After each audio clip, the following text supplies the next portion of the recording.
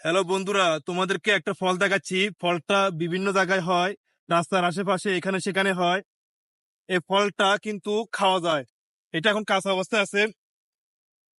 এটা যখন পাকে তখন এটা লাল টসটসে হয়। আমি এটা ছিটতেছি। এটা এখন সবুজ বর্ণ আছে। হ্যাঁ, এটা যখন পাকে এটা যখন লাল টসটসে হয় তখন এটা খেতে খুব সুস্বাদু। এটা এক প্রকার ঔষধি গাছ। বিভিন্ন রোগ থেকে মুক্তি পাওয়ার জন্য এই এই ফলটা খাই থাকে। এটা তখন রোগ থেকে নিরাময় করে এই ফলটা।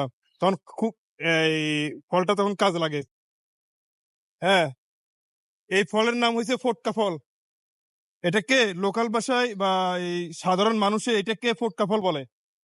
ঠিক আছে, তোমরা কয়জনে দেখেছো এই ফটকা ফলটা একটু কমেন্টে জানাইও। হ্যাঁ, আমি আবার দেখাচ্ছি এই ফটকা ফল। ঠিক আছে, এগুলো ফটকা ফল। এগুলো হচ্ছে ফটকা ফল। হুম। তোমরা কয়জন এই ফল কোনো সময় খেয়েছো বা কয়জনে ফলের নাম জানো একটু কমেন্ট বক্সে আমাকে একটু জানাই তো প্লিজ। সবাই ভালো থাকবেন, আল্লাহ হাফেজ।